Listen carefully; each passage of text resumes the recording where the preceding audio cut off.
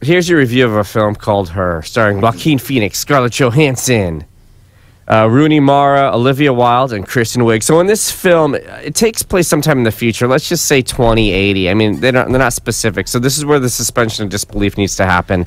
Joaquin plays a lonely writer who develops a deep relationship with his operating system, which has incredible artificial intelligence and seems to meet his every need. Marcus, this is a Spike Jonze film, and in terms of avant-garde and forward-thinking and out-of-the-box films, he's second to none. Being John Malkovich, adaptation, the Jackass movies, tons of music videos. But is this film too weird and too real and too out-of-the-box for the average filmgoer? It is too weird. I don't know if it's too real. It's not even close to being real. It's a strange film. Seriously, I mean... Surprise, Joaquin Phoenix is in it. It's a strange movie, man. I went in there, and first of all, the entire setup, I'm like, come on. When I saw the trailer like that, it looks like crap. So I got into the movie, and it starts out, and I go, okay, this could be interesting. But it ends up being very slow, very deliberate, a little too odd, and not a real good payoff. It is super odd. It is such an odd film. It's beyond odd. So I think, I suspect that the Spike Jonze fanatics were going to love it, but I'm not sure. And let's face it, his movies don't really make a boatload of money. No, they don't. Because they are not made for mainstream audiences, and I don't think this is going to be any different. This is just too far out there. Did you buy into the total loneliness, not having anyone to understand you? Could you buy into the plot? Well, that's what made it interesting to me. I did buy into, particularly since the film is set in the future, that there will be folks who feel isolated because of technology, and I think that's kind of where it was going.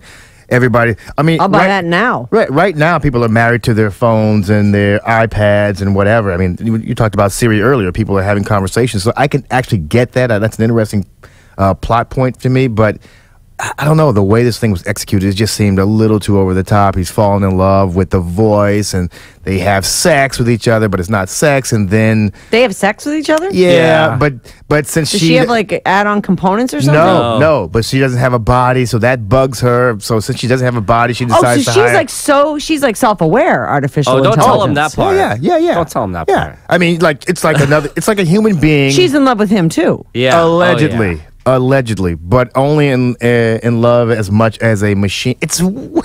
It's weird, but it's so interesting. Like, for him to be able to pull this off, and for us to even say it worked, is a huge accomplishment. If you feel like it worked. I didn't really feel like it worked. I thought it worked. I thought it was very interesting. You thought it worked, too. I thought it was interesting. There's some talk that Scarlett Johansson might get an Oscar nomination. Do you support that? Do you support that, yes or no? No, because if Ellen DeGeneres didn't get an Oscar nomination for Finding Nemo, no one should ever get an Oscar nomination for any voice work ever. But I'm actually fine with them creating a voice work category. I actually think that's an amazing talent. As am I. Let's put the story and weirdness aside. How was Joaquin? Joaquin Phoenix, listen, Joaquin Phoenix is a good actor. He might be kind of a douchey guy, but he's a good actor, and he's good in this movie. And I don't really have a problem with any of the performances here. I don't even have a problem with the direction. It looks good. From that standpoint, just aesthetically, it looks good. But to sit through it, and it's a long movie as well, and there's not a lot of action. It's 99% yakking. Talking to his computer and she talking back, and she writes songs for him and stuff, right? Right, because they can't take pictures together, so she has to write songs that are reminders of her and him. And she draws pictures for him too. Stuff. Yeah, really interesting. I think. Hold on, let me ask you this. Yeah. Is this the second best film of 2013 behind 12 Years a Slave? No, it's not the second, In its defense, Marcus, 6th, 7th, 8th, 9th, 10th, 25th. Marcus, it's been nominated or has won 30 awards so far. I don't give a rat's. 12 Years a Slave can't say that, just so you know. Doesn't matter. One film is actually incredible. The other film is mediocre at best. Oh, my God. All right, sum it all up. Let me just say this. So, I'm torn. This film is so odd, but to be able to pull it off is a monumental achievement. Yeah, I said monumental. I thought about it for 3 days. It's so happy and so sad and so real. How is it real? Because you're suspending your disbelief for 2080 or whenever the movie's shot. I don't know. If I would have seen it in time, it would have probably been on my best of list. You're out of your mind. I'm giving it 4.5 Persians. You loved it.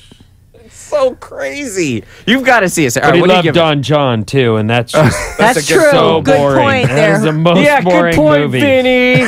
Yeah, Vinny, good point. All right, what do you give it? I'm going to give it 2 Ozzies, man. I thought it was okay. I thought mediocre at best. I wouldn't. It's interesting enough to sit through one time, but after that, you throw it away. You never have to see it again. You know what's really interesting is the conversations that spring up from the film as opposed to the movie itself. I can give a rap about the movie. It wasn't that good.